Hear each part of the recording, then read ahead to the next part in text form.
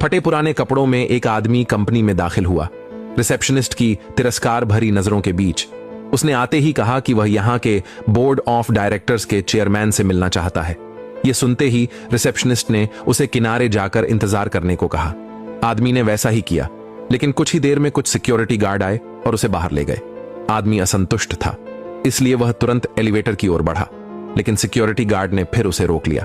मगर उस आदमी ने सिर्फ हल्के से धक्का देकर गार्ड को किनारे कर दिया। यह देखकर सिक्योरिटी कैप्टन समझ गया कि यह आदमी आम नहीं है। उसने तुरंत अपनी लाठी निकाली और उस पर हमला कर दिया। सिक्योरिटी कैप्टन ने कई वार किए, लेकिन आदमी ने आसानी से सभी से बचाव कर लिया। फिर उस आदमी ने दरवाजा रोका और तेजी से एलिवेटर में घुस गया। किसी तरह उसने एक एम्प्लॉय कार्ड हासिल कर लिया था। उसने कार्ड निकाला और टॉप फ्लोर का एक्सेस खोल लिया। जैसे ही वह पहुंचा, सीधे जनरल मैनेजर के ऑफिस में घुस गया। कमरे में मौजूद लोग उसे देखकर हैरान रह गए। तभी पास वाले कमरे से एक औरत बाहर आई। आदमी ने उन्हें अपने बचपन के दोस्त के रूप में पहचान लिया। असल में वह इस कंपनी का असली वारिस था। 15 साल पहले डैनी रहस्यमयी तरीके से गायब हो गया था।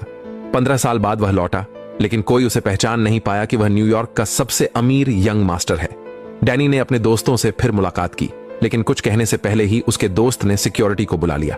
सिक्योरिटी टीम अंदर आई और बंदूकें डैनी पर तान दी, जिससे वह अब कुछ नहीं कर सका।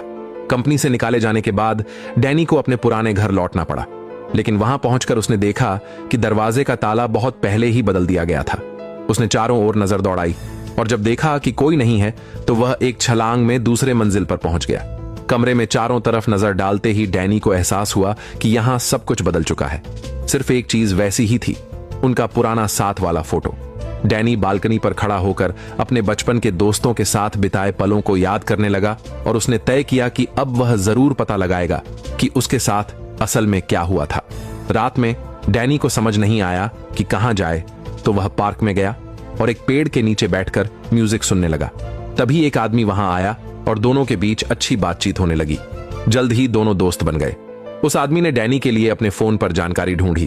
तभी डैनी ने फोन की स्क्रीन पर एक खबर देखी, जिसमें लिखा था कि वह और उसके माता पिता एक प्लेन क्रैश में मारे गए थे। अगली सुबह डैनी अपनी दोस्त जॉय के पास सब कुछ समझाने गया, लेकिन उसने उसे बोलने का मौका ही नहीं दिया, बल्कि उसने चेतावनी दी कि अगर वह उसे दोबारा परेशान करेगा तो वह पुलिस को बुला लेगी। आखिरकार डैनी को वहां से जाना पड़ा, लेकिन तभी अचानक एक टैक्सी तेजी से डैनी की ओर बढ़ी और हैरानी की बात यह थी कि डैनी ने आसानी से उसके ऊपर छलांग लगा दी। यह देखकर जॉय हैरान रह गई।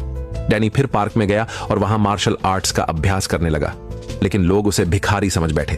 किसी ने उसे पैसे दिए तो डैनी ने वो पैसे लौटाने की कोशिश की, लेकिन वो चीनी औरत पैसे लेने को तैयार नहीं थी। तभी उसे एहसास हुआ